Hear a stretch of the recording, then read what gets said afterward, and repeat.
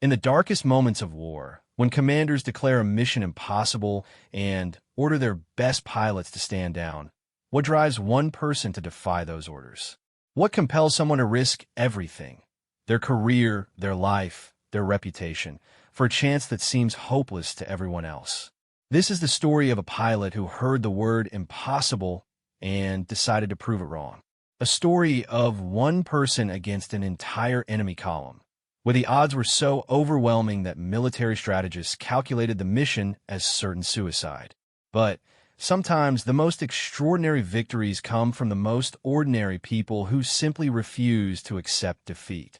When radio communications crackled with the final order to retreat, when seasoned commanders shook their heads and marked the battle as lost, one pilot made a decision that would echo through military history.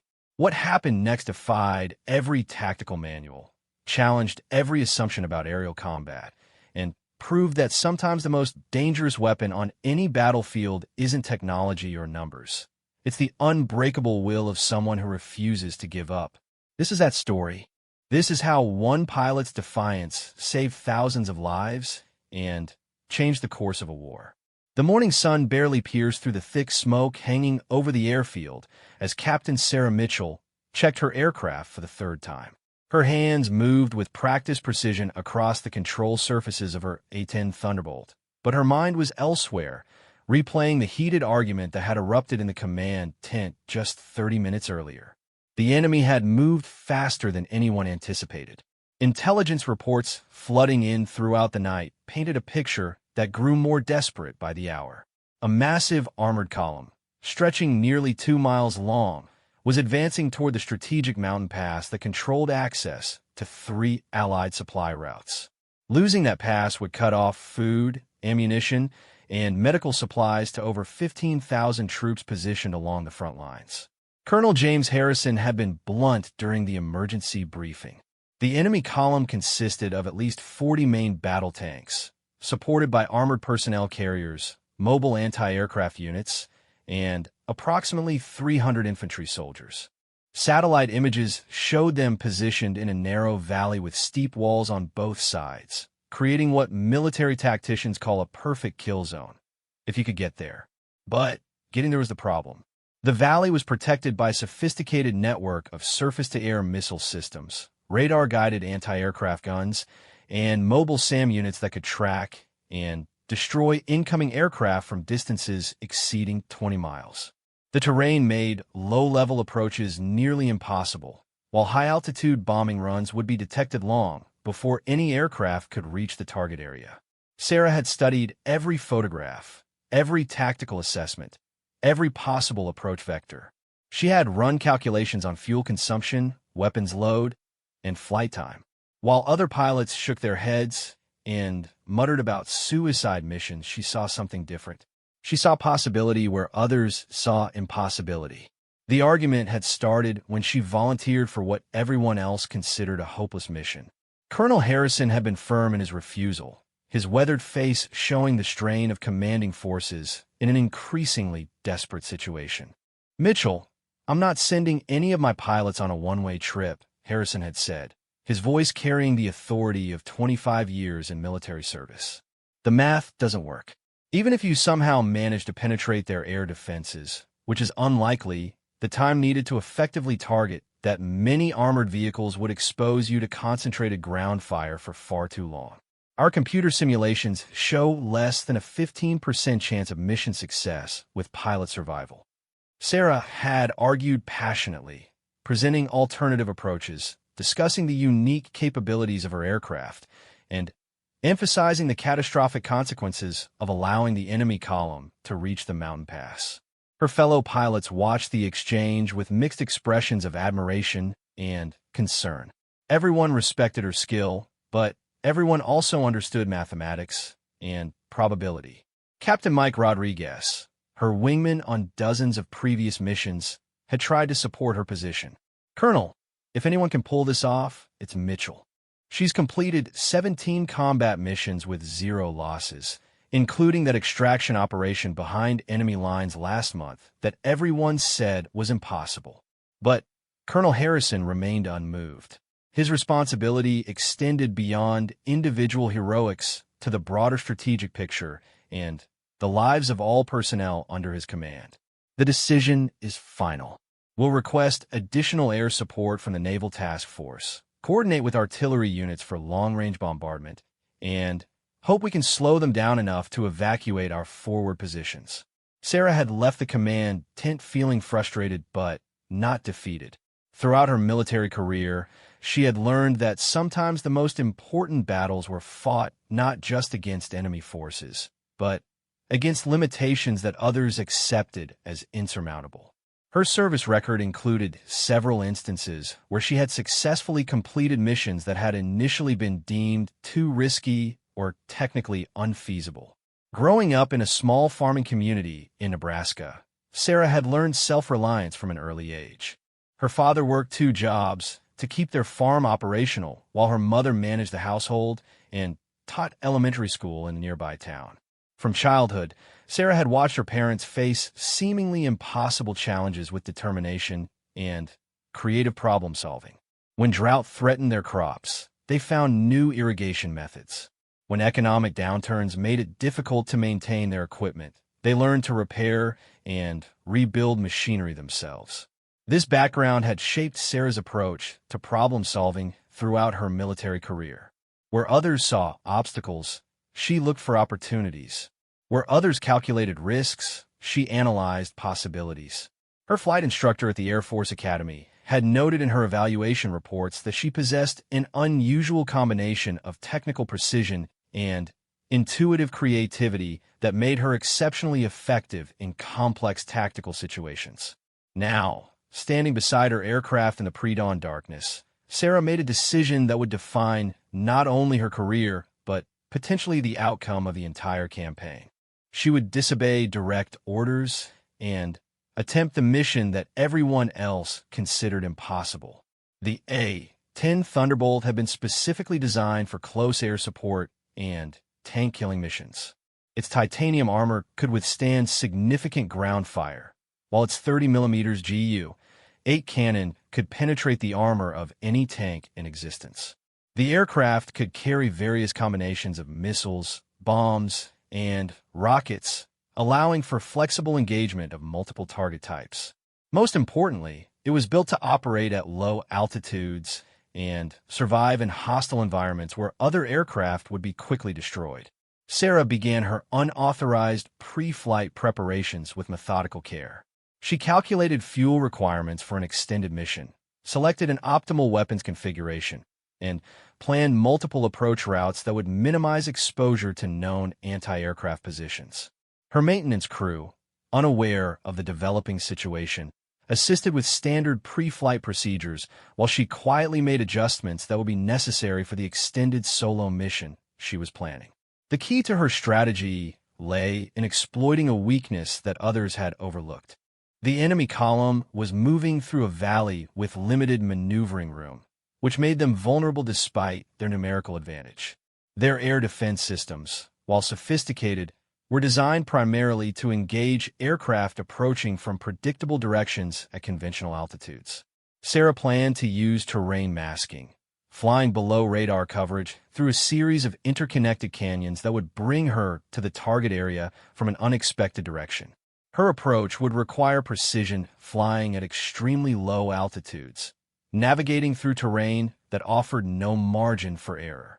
The slightest miscalculation or momentary loss of concentration could result in controlled flight into terrain.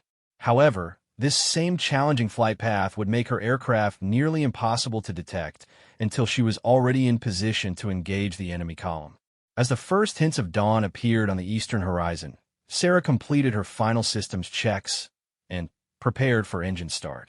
Around the airfield, other pilots and ground crews were beginning their daily routines, unaware that one of their own was about to embark on a mission that would either result in spectacular success or catastrophic failure. The radio crackled with routine communications as base operations coordinated the day's scheduled flights and training missions. Sarah knew that once she took off, there would be no turning back.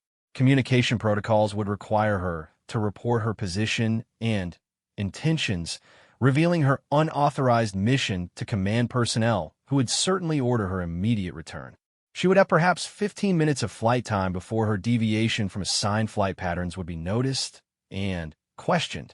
The weight of her decision pressed heavily on her mind as she strapped into the cockpit and began engine startup procedures. She was gambling not only with her own life, but with her entire military career. If the mission failed, she would face court-martial proceedings that could result in imprisonment and dishonorable discharge.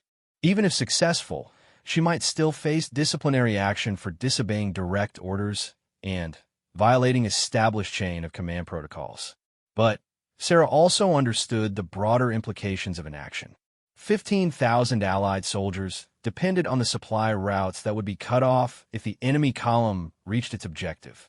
Medical facilities would run out of critical supplies, ammunition reserves would be depleted, and food distribution would cease. The human cost of allowing the enemy to achieve their strategic objective was far greater than the risk associated with attempting an unauthorized interdiction mission.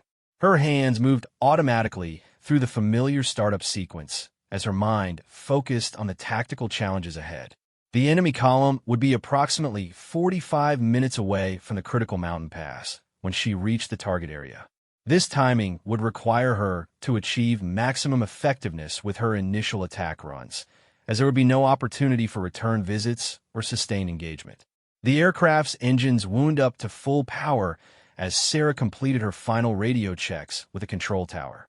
In a few moments, she would taxi to the runway and begin a mission that everyone else believed was impossible. Her heart rate increased slightly, but her hands remained steady on the controls. Years of training and combat experience had prepared her for exactly this type of high-stakes operation. As she released the brakes and began moving toward the runway, Sarah caught sight of Colonel Harrison emerging from the command building. For a moment, their eyes met across the distance, and she wondered if he suspected what she was planning.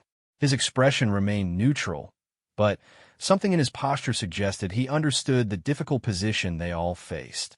The control tower cleared her for takeoff, and Sarah advanced the throttles to takeoff power. The powerful engines pushed her aircraft down the runway with increasing speed until the moment of rotation when the A-10 left the ground and began climbing into the morning sky. Below, the airfield grew smaller as she turned toward the mountainous terrain where the most important mission of her career waited. Within minutes, radio calls from the command center would demand explanations for her unauthorized course deviation. Fighter aircraft might be scrambled to intercept her and force her return to base. But by then, Sarah would already be committed to a flight path that would take her deep into enemy territory, where the only option would be to complete the mission or die trying. The morning sun climbed higher as she flew toward what everyone else believed was certain death, carrying with her the hopes of 15,000 Allied soldiers and the weight of a decision that would echo through military history. The radio crackled to life just as Sarah had anticipated, barely 12 minutes into her flight toward the target area. Colonel Harrison's voice cut through the static with unmistakable authority and growing concern. Viper 7, this is Base Command. You're deviating from assigned flight path. Report your intentions and return to base immediately. Sarah maintained radio silence, knowing that any response would only trigger more urgent demands for compliance. Her aircraft was now flying through a series of interconnected valleys, using the mountainous terrain to mask her radar signature while following a route that would bring her to the enemy column from their most vulnerable flank. The landscape below rushed past in a blur of rocky outcroppings and sparse vegetation as she maintained an altitude of less than 300 feet above ground level. The flight path she had chosen was based on extensive study of topographical maps and reconnaissance photographs taken during previous missions. Few pilots would attempt to navigate through such challenging terrain at high speed, but Sarah had spent countless hours practicing low-level navigation in similar environments. Her spatial awareness and aircraft handling skills have been honed through years of training exercises that most other pilots found uncomfortable or dangerous. Navigation at such low altitudes required constant attention to terrain features and precise control inputs to maintain safe clearance from obstacles. The A-10's robust design and responsive handling characteristics made it ideal for this type of flying, but even the most capable aircraft could not compensate for pilot error in such an unforgiving environment. Sarah's eyes moved continuously between her instruments and the terrain ahead, making subtle corrections to altitude and heading while maintaining the speed necessary to reach the target area within the narrow time window available. Behind her, she knew that base operations were coordinating search and rescue assets while simultaneously attempting to contact higher command authorities for guidance on how to handle an unauthorized combat mission. Standard protocols would require them to consider her aircraft as potentially compromised or hijacked until her intentions could be determined. Fighter aircraft would likely be dispatched to intercept her, but the mountainous terrain and her low altitude would make detection difficult until she emerged from the valley system. As Sarah flew deeper into enemy territory, her aircraft's defensive systems began detecting increasing levels of hostile radar activity. The enemy's air defense network was more extensive than intelligence reports had suggested, with multiple radar installations scanning the airspace around their advancing column. Most of these systems were designed to detect aircraft approaching from conventional directions at normal altitudes, but some newer installations had look-down capability that could potentially track low-flying aircraft even in mountainous terrain. The threat warning system in her cockpit began displaying various symbols and audio alerts as different radar systems painted her aircraft with their scanning beams. Sarah's training had prepared her to interpret these warnings and take appropriate defensive actions, but maintaining her planned approach route while avoiding detection required a careful balance between speed, altitude, and course changes that would not reveal her intentions to enemy operators. 25 minutes into the flight, Sarah reached the final valley that would lead directly to the enemy column's position. Her fuel consumption had been higher than calculated due to the demanding low-level flight profile, but she still carried sufficient reserves to complete the mission and return to friendly territory if circumstances permitted. The weapon systems had been armed and configured for optimal effectiveness against armored targets, with priority given to engaging main battle tanks before moving to secondary targets. Intelligence photographs had shown the enemy column stretched along approximately 2 miles of valley floor, with the most heavily armored units positioned at the front of the formation. Standard tactical doctrine suggested that destroying the lead vehicles would create a traffic jam that would make the remaining units vulnerable to follow-up attacks. However, Sarah's mission planning had identified a more effective approach that would maximize damage while minimizing her exposure to defensive fire. The enemy's formation included several mobile anti-aircraft units distributed throughout the column to provide protection against exactly the type of attack Sarah was planning. These vehicles carried sophisticated radar-guided weapons systems capable of engaging multiple targets simultaneously. Surviving their defensive fire would require precise timing, optimal positioning, and aggressive maneuvering that would test both her skills and her aircraft's capabilities. As she approached the final ridge line that separated her from the target area, Sarah reduced power and climbed slightly to peer over the crest without exposing her entire aircraft to enemy observation. The sight that greeted her confirmed the intelligence reports while revealing additional challenges that had not been apparent in the reconnaissance photographs. The enemy column was indeed massive, stretching farther than she had expected with more vehicles than the original count had suggested. Main battle tanks, armored personnel carriers, supply trucks, mobile radar units, anti-aircraft vehicles, and command posts were arrayed in a formation that spoke to professional military planning and experienced leadership. This was not a hastily assembled force, but a carefully organized battle group designed to achieve specific strategic objectives through overwhelming firepower and tactical superiority. More concerning was the presence of several vehicle types that had not appeared in the intelligence briefings.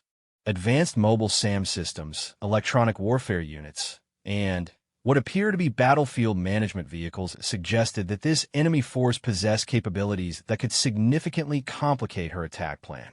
The anti-aircraft coverage was more comprehensive than anticipated, with overlapping fields of fire that would make traditional attack approaches extremely dangerous. Sarah pulled back below the ridgeline and continued along the valley floor while updating her tactical approach based on the new information. The original plan would need to be modified to account for the stronger defensive capabilities, but the basic strategy remained viable. Her success would depend on achieving complete surprise during the initial attack run, maximizing damage before the enemy could organize an effective response. The key advantage remained the enemy's position in a narrow valley with limited maneuvering room. Their superior numbers and firepower would be partially negated by the inability to disperse or seek effective cover. The valley walls would also channel the effects of explosions and secondary fires, potentially creating a chain reaction that would damage vehicles beyond those directly targeted by her weapons. Sarah's approach would bring her down the length of the valley from an unexpected direction, allowing her to engage the entire column during a single pass. The 30mm cannon could penetrate the armor of any tank in the formation, while the missiles and rockets would be effective against grouped vehicles and soft targets. Most importantly, her speed and the element of surprise would prevent the enemy from coordinating defensive fire until she had already caused significant damage. Radio transmissions from base command continued intermittently, with increasingly urgent demands for her to respond and explain her actions. Colonel Harrison's voice had been replaced by that of the base commander, indicating that her unauthorized mission had escalated to the highest levels of command authority. Soon, political and military leaders would be aware that one of their pilots was conducting an unauthorized attack against a major enemy formation. The implications of her actions extended far beyond personal consequences to potential diplomatic and strategic complications. Unauthorized military actions could be interpreted as escalation or violation of rules of engagement that had been carefully negotiated at the highest levels of government. If her mission failed, or if it succeeded but caused unintended consequences, the political fallout could affect military operations throughout the theater. But Sarah remained focused on the immediate tactical situation and the lives of 15,000 Allied soldiers who would be cut off from critical supplies if the enemy column reached its objective. Her decision-making process had moved beyond considerations of personal risk to a fundamental calculation about military necessity and moral obligation. Sometimes, individual initiative was required when established command structures proved inadequate to meet developing threats. As she neared the final approach to the target area, Sarah began the pre-attack checklist that would configure her aircraft and weapons systems for optimal combat effectiveness. Her heart rate increased slightly, but her hands remained steady and her thinking clear. Years of training and combat experience had prepared her for exactly this type of high-stakes engagement, where split-second decisions would determine success or failure. The landscape ahead opened into the broader valley where the enemy column was positioned, now less than 5 minutes away at her current speed. Sarah could see dust clouds raised by the moving vehicles and began to detect radio transmissions from enemy units coordinating their advance toward the strategic mountain pass. In a few moments, she would either achieve one of the most successful single aircraft attacks in military history or join the list of pilots who died attempting impossible missions. Her weapons systems showed ready status across all selected armaments. Fuel reserves remained adequate for the attack and return flight. Aircraft systems were functioning normally despite the stress of extended low-level flight through challenging terrain. Everything was as prepared as possible for the engagement that would begin within minutes. Sarah took a deep breath and advanced the throttles to attack power, committing herself fully to the mission that everyone else had deemed impossible. The A-10 accelerated toward the enemy column as she made final adjustments to her attack heading, knowing that the next few minutes would determine whether her defiance of orders would be remembered as heroic initiative or tragic insubordination. The enemy vehicles grew larger in her windscreen as she approached the point where detection would become inevitable and the battle would begin in earnest. Sarah's A-10 crested the final ridge at exactly 0847 hours, emerging from the concealment of the mountainous terrain like a predator materializing for shadows. Below her stretched the enemy column in all its intimidating magnitude, a steel serpent of destruction winding through the valley floor with mechanical precision. The morning sun glinted off dozens of tank barrels and armored surfaces, creating a display of military power that would have discouraged any rational assessment of attack possibilities. But Sarah was no longer operating within the boundaries of rational military thinking. She had crossed into that rare space where desperation meets opportunity, where impossible odds become irrelevant in the face of absolute necessity. The 15,000 Allied soldiers, depending on supply routes controlled by the mountain pass, had become more than statistics in her mind.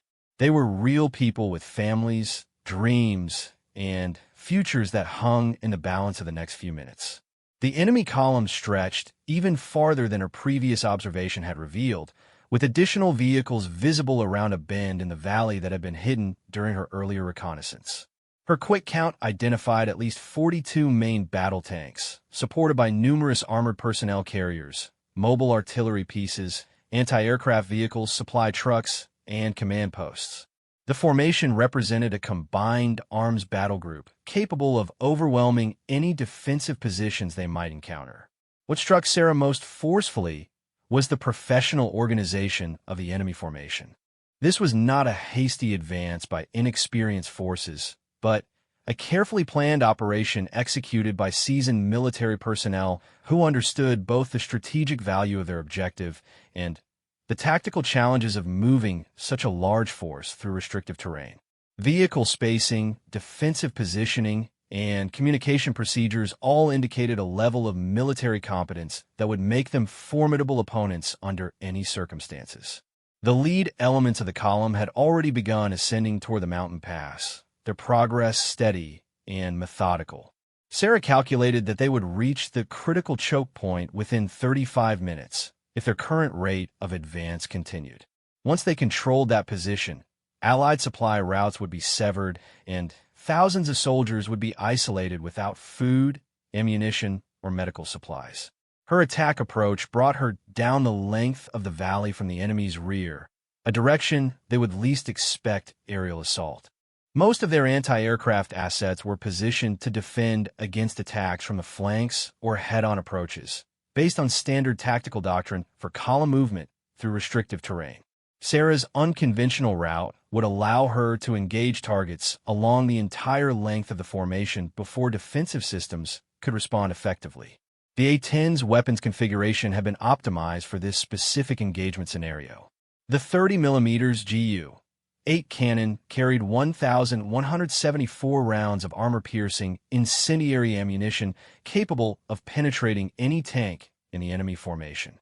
AGM-65 Maverick missiles provided precision capability against high-value targets, while 2.75-inch rockets would be effective against grouped vehicles and soft targets. Additional ordnance included cluster munitions designed specifically for anti-armor operations in confined areas. As Sarah initiated her attack dive, the enemy column continued its advance with no apparent awareness of the threat approaching from behind. Radio intercepts indicated normal operational communications between units, with discussions focused on navigation, mechanical issues, and coordination with forward elements. The professional comm in enemy transmissions suggested confidence in their air defense capabilities and the absence of any perceived aerial threat.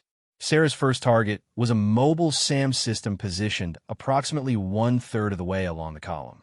Destroying this vehicle would eliminate the most dangerous anti-aircraft threat, while creating a gap in defensive coverage that would facilitate subsequent attack runs. The Maverick missile locked onto the target's distinctive radar signature, and Sarah triggered the launch when optimal firing parameters were achieved. The missile streaked downward toward its target with deadly accuracy, its guidance system homing on the enemy vehicle's electromagnetic emissions. The explosion that followed was spectacular, with secondary detonations from the SAM system's ammunition creating a fireball that engulfed several nearby vehicles. The destruction was more complete than Sarah had anticipated, suggesting that the enemy was carrying larger ammunition reserves than intelligence estimates had indicated. Enemy radio transmissions immediately changed character, with professional comm replaced by urgent warnings and tactical reports. Air defense systems throughout the column began active scanning as operators attempted to locate and engage the attacking aircraft. Sarah's element of surprise was now gone, but she had achieved her primary objective of neutralizing the most dangerous anti-aircraft threat.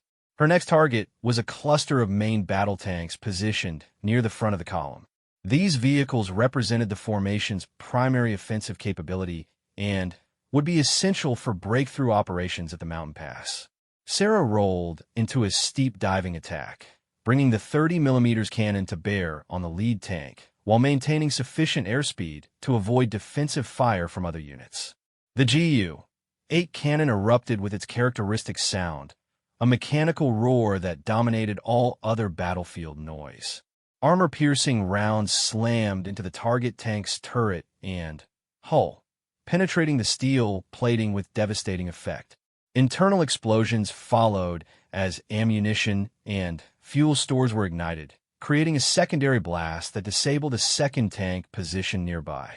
Sarah pulled out of her dive and immediately maneuvered for the next attack run, using the valley walls and terrain features to complicate targeting by enemy gunners. Anti-aircraft fire was now coming from multiple positions throughout the column, creating streams of tracers that crisscrossed the airspace above the valley floor. The volume of defensive fire was impressive, but most of it was poorly aimed due to the surprise nature of her attack and the challenging angles created by her low-altitude approach. The third target was a group of armored personnel carriers that had stopped to discharge infantry soldiers who were attempting to establish anti-aircraft positions with portable weapons. Sarah engaged with rocket fire, launching multiple 2.75-inch rockets in a ripple pattern that covered the entire target area. The explosions created chaos among the dismounted soldiers while destroying several vehicles and disrupting the enemy's defensive organization. By now, the entire column had stopped advancing as unit commanders attempted to assess the situation and coordinate defensive measures. Radio traffic had increased dramatically, with multiple voices reporting damage, requesting air support, and trying to establish the number and type of attacking aircraft. The confusion was exactly what Sarah had hoped to achieve, creating multiple problems that would prevent effective response to her continuing attacks. Her fourth target was the column's command post, a specialized vehicle equipped with sophisticated communication equipment and battlefield management systems. Destroying this asset would disrupt coordination between units and potentially delay the enemy's advance, even if other vehicles remained operational. Sarah approached from a different angle, using terrain masking to avoid the heaviest concentration of anti-aircraft fire. The command post proved to be more heavily defended than other targets, with dedicated anti-aircraft vehicles positioned to provide overlapping coverage. Sarah found herself flying through intense defensive fire as she lined up for the attack, with tracer rounds passing close enough to her aircraft that she could see individual projectiles. The A-10's armored construction absorbed several hits without significant damage, validating the aircraft's design philosophy of survivability in hostile environments. Her Maverick missile found its target despite the defensive fire, destroying the command post in a massive explosion that suggested the presence of additional fuel or ammunition. Secondary fires spread to nearby vehicles, creating a growing conflagration that added to the chaos and confusion throughout the enemy formation. The loss of command and control capabilities would significantly complicate any attempts to resume the advance toward the mountain pass.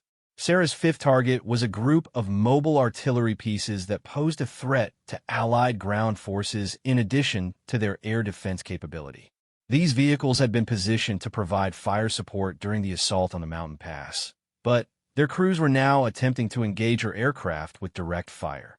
The engagement required precise maneuvering to avoid their defensive fire while positioning for an effective attack.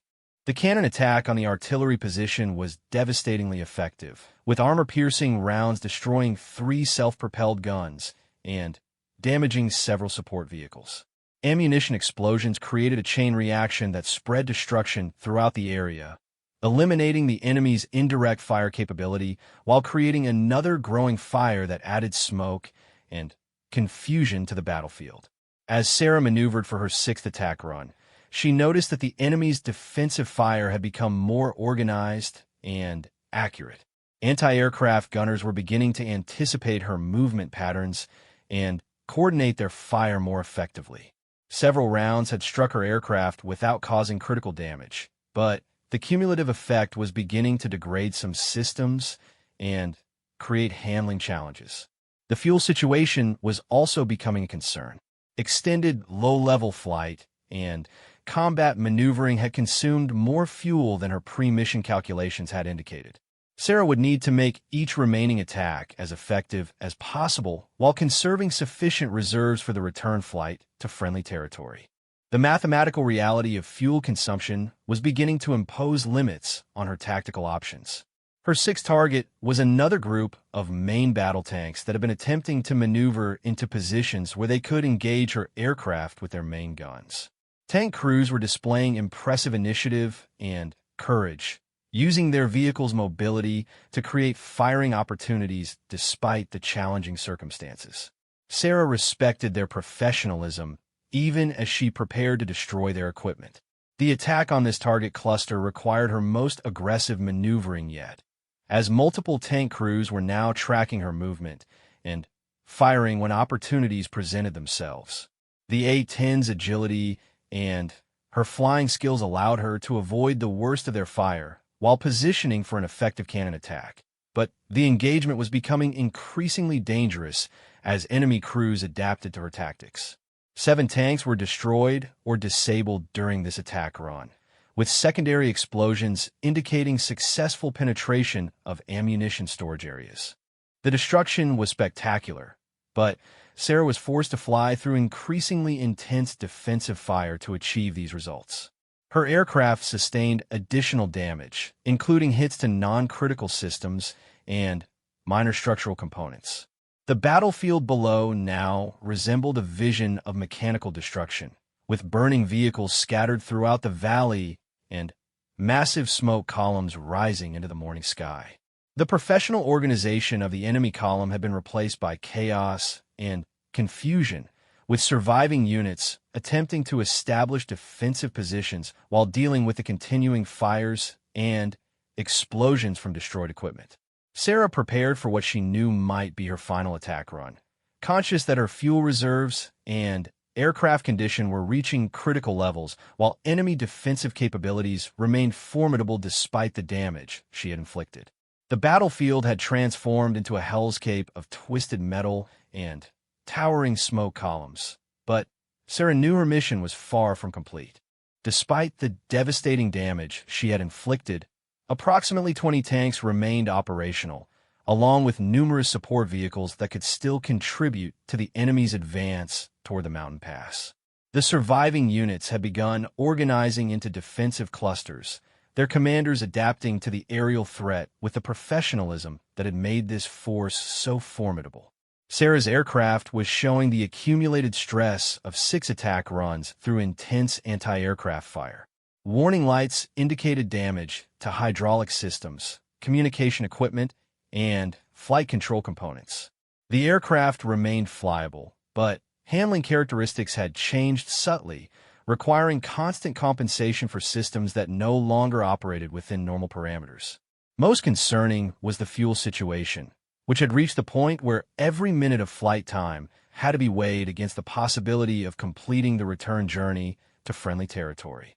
Enemy radio transmissions had evolved from initial confusion to organized tactical coordination. Unit commanders were establishing fields of fire, coordinating movement of surviving vehicles, and requesting immediate air support from their own forces. Sarah intercepted communications indicating that enemy fighter aircraft were being scrambled from bases approximately 40 minutes away, which would arrive long after her fuel reserves had forced her to abandon the battlefield. The seventh attack run targeted a group of tanks that had positioned themselves to provide mutual supporting fire while maintaining the capability to resume the advance toward the mountain pass. These vehicles represented the core of the enemy's remaining offensive capability, and their destruction would effectively end the threat to Allied supply routes. However, they were now positioned in a defensive formation specifically designed to engage attacking aircraft. Sarah approached this target from an unexpected angle, using the smoke from burning vehicles to mask her approach until the final moments before weapon release. The enemy gunners were ready for her, with multiple weapons tracking her movement and firing in coordinated volleys designed to create an impenetrable barrier of projectiles. The intensity of defensive fire was unlike anything Sarah had experienced in her previous combat missions. The A-10 flew through a storm of tracers and explosive rounds, absorbing hits that would have destroyed less robust aircraft. Sarah felt the impacts through the airframe as bullets and shell fragments struck armor plating, engines, and flight surfaces.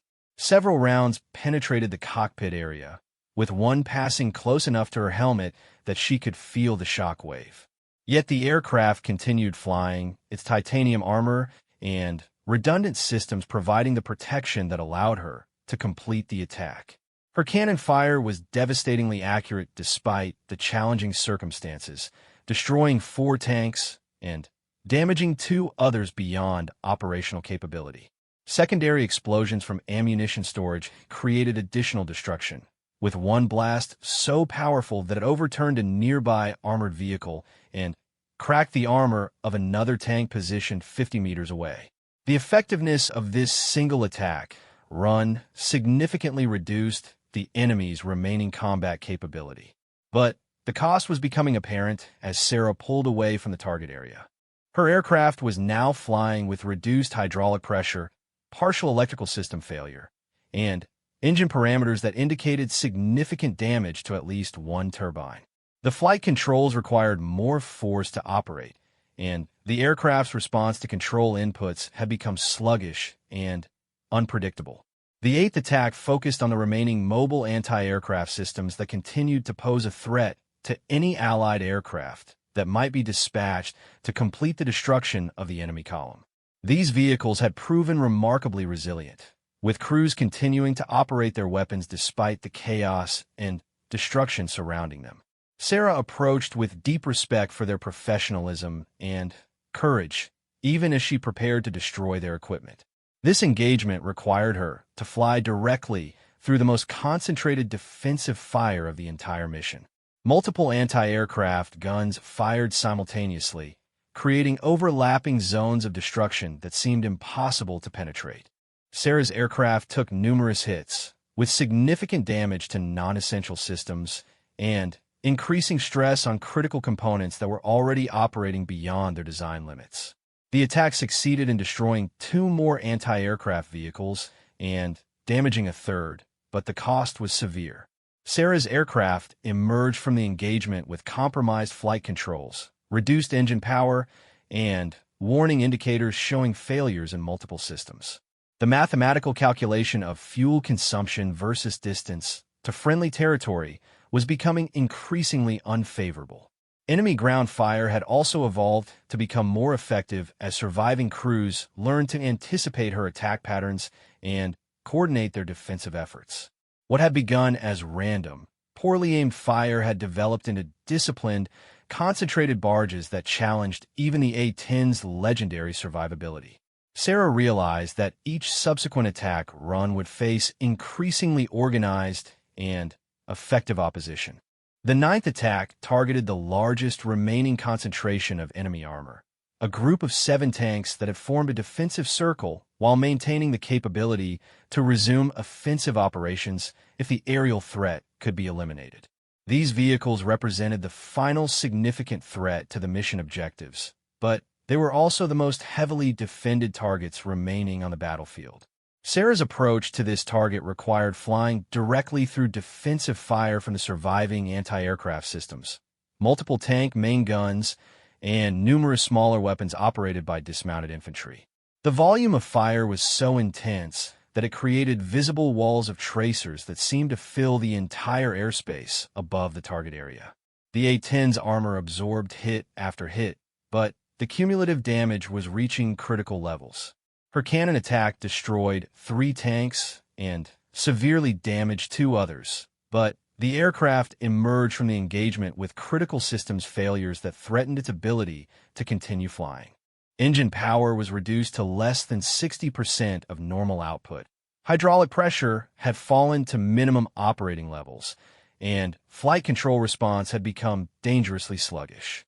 Most critically, fuel consumption had increased dramatically due to the engine damage, accelerating the timeline for mandatory return to base. Sarah faced a tactical decision that would determine both the ultimate success of her mission and her own survival. She had inflicted devastating losses on the enemy column, destroying at least 35 of the original 42 tanks, along with numerous support vehicles and critical command assets. The surviving units were disorganized, scattered, and lacking the combat power necessary to achieve their original objectives.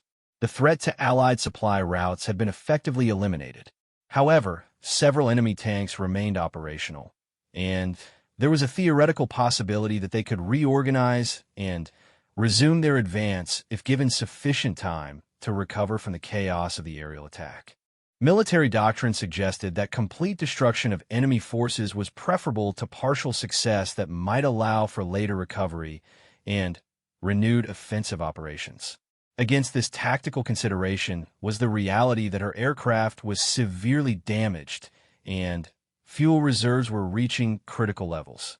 Each additional attack run would further degrade her aircraft's condition while consuming fuel that might be necessary for survival during the return flight. The mathematical calculation was becoming increasingly unfavorable, with the probability of successful return to friendly territory decreasing with each minute she remained in the target area. Sarah made the decision that would define her legacy and demonstrate the qualities that had driven her to attempt this mission despite direct orders to stand down. Rather than accepting partial success and withdrawing to preserve her own survival, she chose to continue attacking until the enemy's offensive capability was completely eliminated or her aircraft could no longer function. The 10th attack run targeted the final concentration of enemy armor for tanks that had positioned themselves in a mutually supporting defensive formation. These vehicles represented the last significant threat to the mission objectives, but engaging them would require flying through the most dangerous defensive fire of the entire mission while operating an aircraft that was barely remaining airborne. Sarah approached with full knowledge that this attack would likely determine whether she survived the mission or joined the list of pilots who had died attempting impossible tasks. Her aircraft was responding poorly to control inputs. Engines were producing minimal power, and fuel reserves had reached the point where return to base was becoming questionable even without further combat. The defensive fire was everything she had expected and more. Multiple weapons systems engaged her aircraft simultaneously, creating a concentration of projectiles that seemed to defy physics in its intensity. The A-10 absorbed hit after hit, with rounds penetrating systems that had previously remained functional and creating new warning indicators throughout the cockpit. But Sarah's cannon fire was accurate and devastating, destroying all 4 remaining tanks in a single pass that eliminated the enemy's last significant offensive capability. Secondary explosions from ammunition and fuel created a final spectacular display of destruction that marked the complete success of her unauthorized mission. As she pulled away from the target area for the final time, Sarah's aircraft was barely controllable and consuming fuel at rates that made survival questionable. The enemy column had been effectively annihilated, with over 90% of their armored vehicles destroyed and their command structure completely disrupted. The threat to Allied supply routes had been eliminated, ensuring that 15,000 soldiers would continue to receive the food, ammunition, and medical supplies necessary for their survival. But Sarah's own survival was now entirely dependent on her ability to nurse a severely damaged aircraft back to friendly territory with fuel reserves that might not be sufficient for the journey ahead. The A-10 limped away from the battlefield, trailing smoke and hydraulic fluid, its engines producing barely enough power to maintain level flight. Sarah's hands worked constantly on the controls, compensating for systems failures that had transformed her aircraft from a precision weapon into a barely controllable collection of damaged components held together by titanium armor and sheer determination. The fuel gauges showed readings that made mathematical survival seem unlikely, but Sarah had already moved beyond conventional calculations into the realm where willpower becomes more important than physics. Behind her, the enemy column existed only as a collection of burning wrecks scattered throughout a valley that had become a monument to the destructive power of a single determined pilot. Smoke columns rose thousands of feet into the morning sky, visible from distances that would ensure Allied reconnaissance assets could confirm the complete success of her unauthorized mission. The threat to 15,000 Allied soldiers had been eliminated at a cost that military planners would debate for decades. Radio communications from Base Command had ceased during the final attack runs, replaced by emergency frequencies monitoring for any sign that she had survived the engagement. Sarah attempted to respond to these calls, but her communication equipment had been damaged beyond repair by the intense defensive fire she had flown through during the mission. Her silence would be interpreted by base personnel as confirmation that she had been killed in action, adding her name to the list of pilots who had died attempting impossible missions. The flight path back to friendly territory required navigation through the same mountainous terrain that had provided concealment during her approach to the target area. However, the aircraft's damaged condition made low-level flight through challenging terrain extremely dangerous. Reduced engine power, compromised flight controls, and unpredictable handling characteristics created a situation where any miscalculation could result in controlled flight into terrain. Sarah climbed to a higher altitude that would provide more options in case of emergency, while accepting the increased visibility that might attract attention from enemy air defense systems. The mathematical trade-off between fuel consumption and survival probability favored the higher altitude, despite the tactical risks involved. Her aircraft left a visible trail of smoke that could be tracked by enemy observers, but stealth was no longer relevant to mission success. 15 minutes into the return flight, Sarah encountered the search and rescue aircraft that had been dispatched when her unauthorized mission became apparent to Base Command. Two F-16 fighters approached from different angles, their pilots attempting to establish visual contact with an aircraft that intelligence reports suggested had been destroyed during an impossible attack mission. The sight of her damaged F-10 still flying created immediate radio chatter as the fighter pilots reported her survival to base operations. Captain Mike Rodriguez was flying one of the intercepting aircraft, his voice carrying a mixture of relief and amazement as he established radio contact using hand signals and wing movements. "Sarah, you magnificent crazy woman. Half the Air Force thinks you're dead. What's your status?" Sarah managed to communicate through hand signals that her radio was inoperative, but that she was maintaining controlled flight toward base. The visible damage to her aircraft was so extensive that Rodriguez later described it as resembling a flying scrap yard held together by prayer and stubbornness. Multiple systems were clearly non-functional. The engines were producing visible distress signatures, and hydraulic fluid was streaming from several locations along the airframe. The F-16 pilots established a protective escort formation while coordinating with base operations to prepare for an emergency landing. Medical personnel, crash rescue equipment, and senior command staff were assembled at the airfield as reports filtered in describing the apparent success of Sarah's unauthorized mission and her miraculous survival despite impossible odds. Colonel Harrison had spent the previous hour coordinating search and rescue efforts while simultaneously preparing reports for higher command authorities, explaining how one of his pilots had disobeyed direct orders and launched an unauthorized attack against a major enemy formation. The political and military implications of Sarah's actions would require careful handling at the highest levels of government. But the tactical success of her mission had eliminated a significant threat to Allied operations. As Sarah's aircraft approached the airfield, it became apparent that her landing would be complicated by the extensive damage to flight control systems and landing gear mechanisms. Tower personnel cleared all other aircraft from the pattern and positioned emergency equipment along the runway as she attempted to configure her aircraft for landing. The hydraulic failures meant that normal landing procedures would be impossible, requiring her to use emergency backup systems that had uncertain reliability. The approach was a masterpiece of pilot skill compensating for mechanical failure. Sarah managed to extend the landing gear using emergency procedures while maintaining control of an aircraft that wanted to roll uncontrollably due to asymmetric control surface damage. Her airspeed was higher than normal due to reduced flap effectiveness, and the touchdown was firm but controlled despite the challenging circumstances. Emergency crews surrounded the aircraft immediately after it came to a stop, but Sarah was able to shut down the engines and evacuate the cockpit under her own power. Her first words to the ground crew were reportedly a request for fuel consumption data, as she wanted to know exactly how close her mathematical calculations had come to the actual requirements of the mission. Colonel Harrison arrived at the aircraft within minutes, his expression showing a complex mixture of anger, relief, and grudging admiration. The conversation that followed was brief and private, but witnesses reported that it concluded with a handshake and what appeared to be a smile from the normally stern colonel. The disciplinary action that everyone expected never materialized, as higher command authorities recognized that Sarah's unauthorized mission had achieved strategic objectives that conventional tactics had deemed impossible.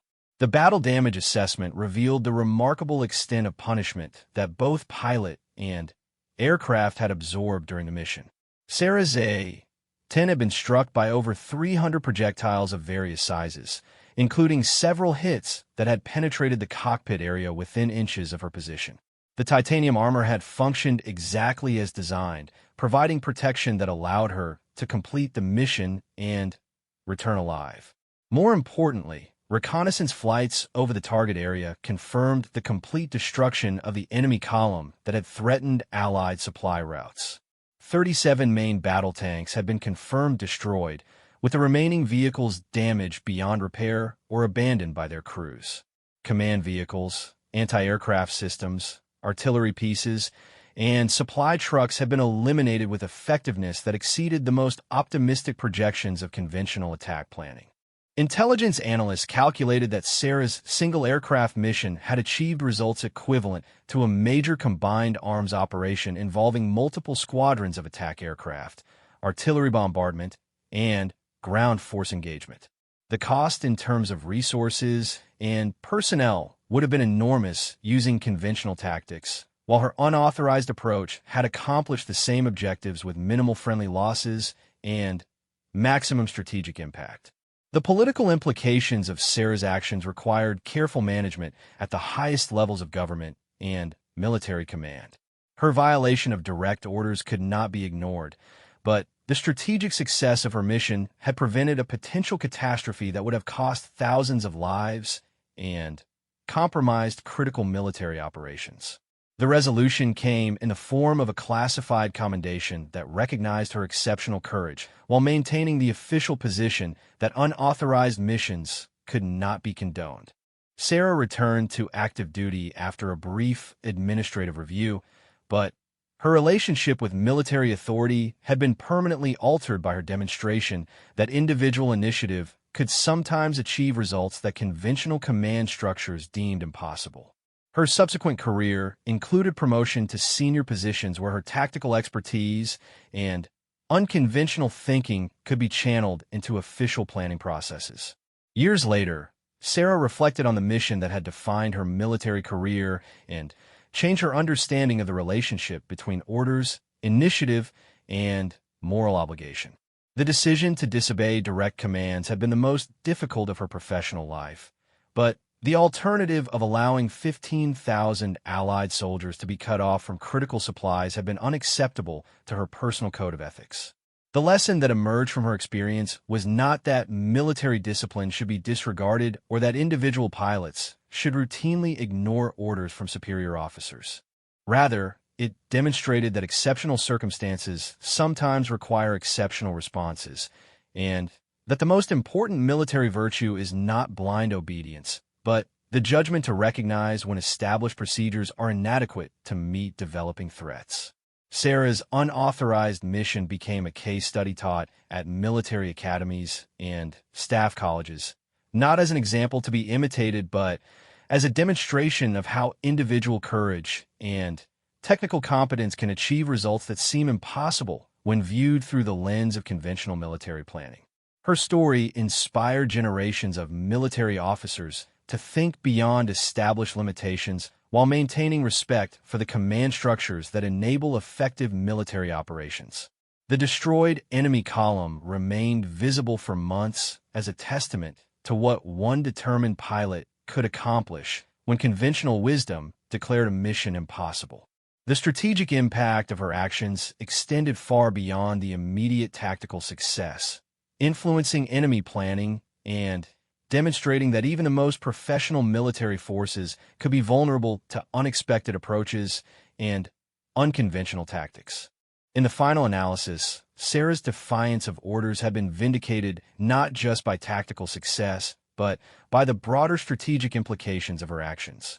The 15,000 Allied soldiers whose lives depended on supply routes through the mountain pass continued their mission without interruption, while enemy forces throughout the theater were forced to reconsider their assumptions about air defense effectiveness and column movement in restrictive terrain. The legend of the pilot who ignored impossible odds and destroyed an entire armored column became part of military folklore, inspiring others to question limitations and seek creative solutions to seemingly insurmountable challenges. Sarah's legacy was not just the tactical success of a single mission, but the demonstration that individual initiative and moral courage could sometimes achieve what entire military organizations had deemed impossible. Her story ended not with medals and ceremonies, but with the quiet satisfaction of knowing that her decision to risk everything had saved thousands of lives and changed the course of a critical military campaign. In the pantheon of military heroes, Sarah Mitchell earned her place not through conventional heroism, but through the rarer virtue of refusing to accept that any mission was truly impossible when the stakes were measured in human lives.